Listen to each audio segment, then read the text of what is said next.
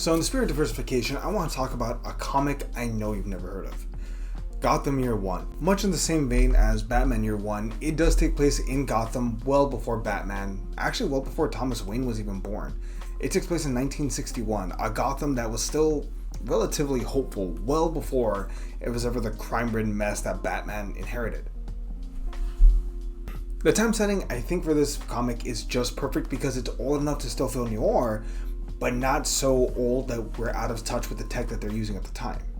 Tom King gives us a brilliant protagonist in the form of one detective, Slam Bradley.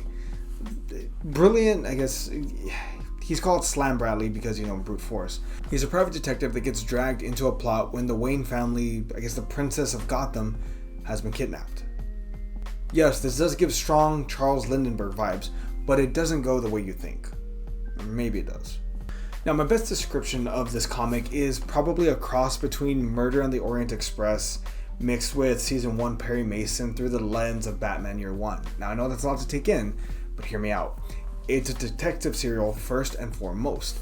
We see Slam work through to see the underbelly of Gotham at a time when the city, again, still was not as terrible. Now, Richard and Constance Wayne are definitely dynamic characters, each flawed in their own way, with a final reveal that, look, I'm going to get into spoilers here, but before, you leave, just trust me, it's a great comic, go read it. Now, that said, spoilers going forward. So this film sets up a kidnapping gone wrong as it's discovered that Helena Wayne is dead and Gotham begins to eat itself from the inside out. Theoretically, it never really came back from the death of this young little princess. It hits the city really hard. Now, it's revealed down the road that Richard Wayne actually conspired with his girlfriend Queenie to kidnap Helena for a ransom that he could use, and him and Queenie could leaving behind Constance, Helena, and the problems that the Wayne Foundation is having. Apparently, in this comic, the Wayne Enterprises or Wayne Industries or whatever is a sinking ship. Richard is a drunken idiot that does not know how to run a company. Bear in mind, it's his family's company. Constance actually married into the family. Again, going back though, Richard and Queenie wanted to leave, so they wanted enough money to be able to run. It's then revealed that Constance knew all along he was having an affair. She was actually the one that even discovered her dead Helen. She found her having choked to death on her own vomit after crying so much. Richard dies, but Constance insists on keeping everything secret, insisting that no one can know what happened because of reputation. It's eventually revealed that Constance is pregnant with the child of, most likely, Slam, but he's careful not to get too involved. After all, is he really equipped to have kids? Oh, and the kid's name is it's Thomas Wayne. Technically, Constance married into the Wayne family, so in theory, Richard was the last of his bloodline. In any case, the comic ends with Bruce having a chat with his grandfather, technically, sorta.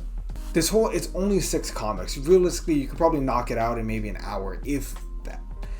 But it's an outstanding noir comic book with twists and turns, and genuinely a great story. The fact that Batman is not really in this says a lot. There is a lot of little, how to say this, Easter eggs, the Bat Cave, where Bruce Wayne would eventually call his home, is spliced in here.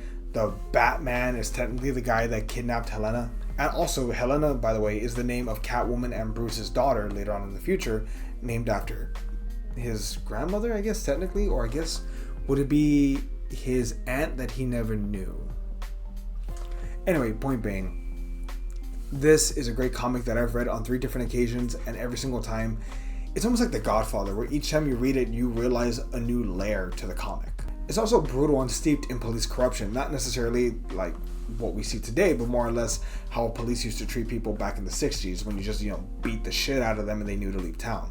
Not saying it's a better time, I'm simply saying it was a different time. This comic, for me at least, is a 9 out of 10. Not a great Batman story, but an amazing comic in general. That said, what do you think of Batman Year One? Did you already read it? Let us know down below, would greatly appreciate it. I'll catch you all next time. See you, everybody.